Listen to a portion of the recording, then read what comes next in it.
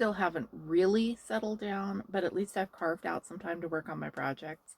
I'm Michelle. This is my romantic tangle, and I have gotten some stitching done. And I actually set my sewing machine back up on its permanent table for the first time in years. Things are moving in the right direction.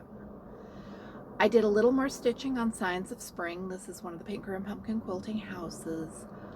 I love all of the little details in the border of this one, which of course I haven't stitched yet, so you can't see them. And I love the siding that gives that kind of two-toned, it's not a log cabin, but I really like these little striped houses. And I have also been working on my $6 Amazon stamped cross stitch kit. I don't think this has a name. I'm just calling it chickens. Of course, it looks nothing like the highly detailed painting in the listing because nothing is going to look like that in cross stitch unless it is a massive piece on a really high count fabric, and that is not what I am going for here. If you look at it, you can tell they're chickens, right?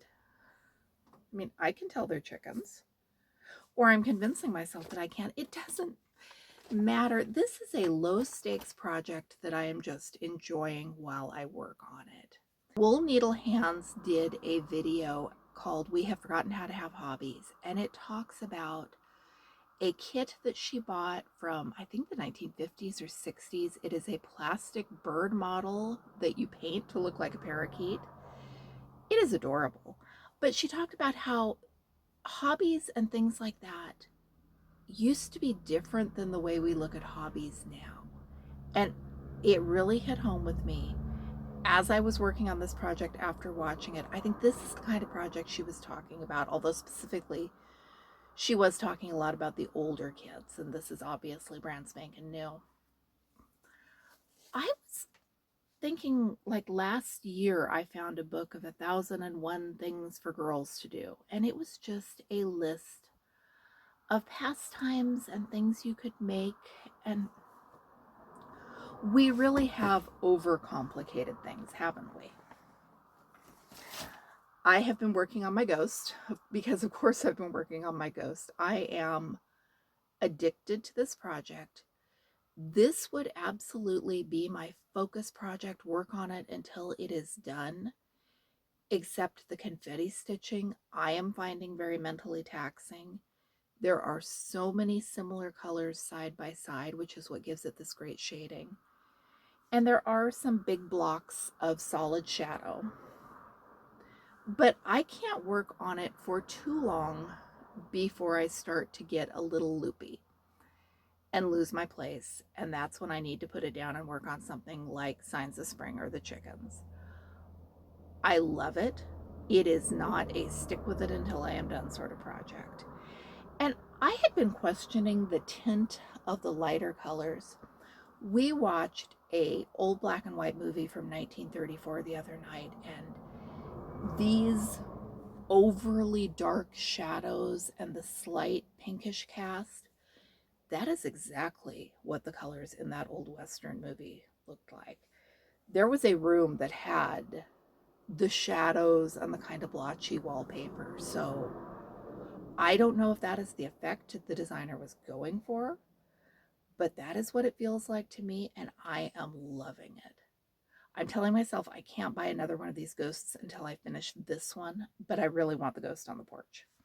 Our last thrifting trip was unbelievably good. We stopped at Teen Challenge on the way up to town because that's, for some reason, that is my son's current favorite thrift store. And either there is nothing in the chaos of their crafting area, or they've gotten rid of the crafting area completely, or there's something really good. If you remember the airplane quilt, the box of pre-cut quilt scraps, all of that came from them. I've been finding several stamped cross stitch kits there. This last time they had this one.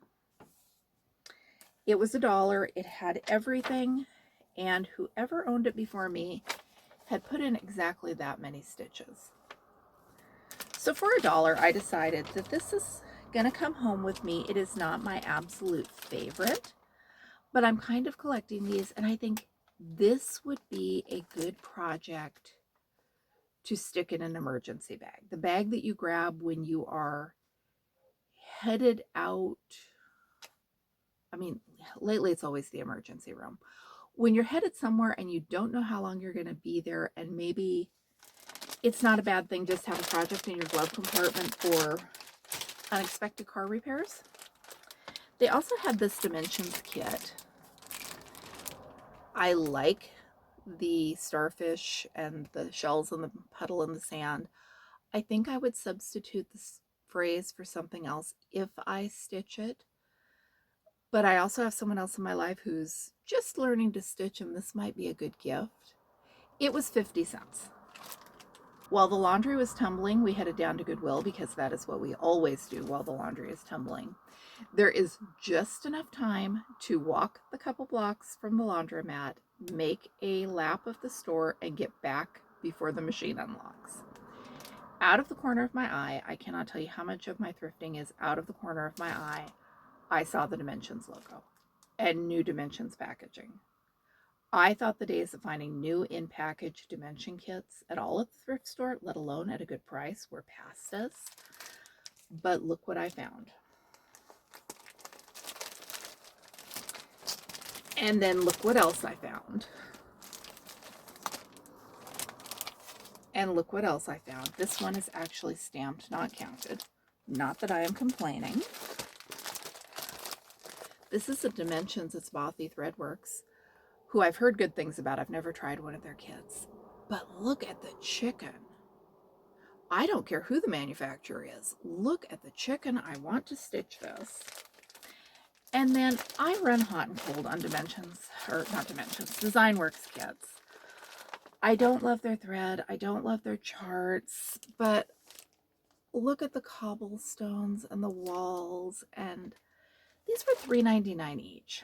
And they're all factory sealed, and you know, if you can get 5 new in the packaging, cross-stitch kits for 20 bucks, and they are mostly Dimensions kits, I'm not gonna sit and carefully debate my purchases too much. I left the kits that I was very unlikely to stitch. Somebody else got to have some fun too. Since the supply of Dimensions kits dried up recently, I have been focused more on finding abandoned UFOs and whips and projects in Ziploc bags that might still have the original chart in them. I was not expecting to find brand new kits, and trust me, I went up and down that craft aisle multiple times. And when I filmed the video at home, there was some packaging there that I didn't see in the store that looked suspiciously like there might have been floss and fabric in it, so I might have missed one or two. But I'm going to be happy with what I've got. I am not going to pout about that. I am going to get this edited and then head to the laundromat because it is already time to do laundry again. Hopefully I'll get home in time to put some more stitches on my chickens before I have to start dinner. Thank you for watching. I'm Michelle. This is my Romantic Tangle. I will be back with you soon. And if you keep track of that sort of thing, I have heard the Hobby Lobby yarn clearance is starting for 2026.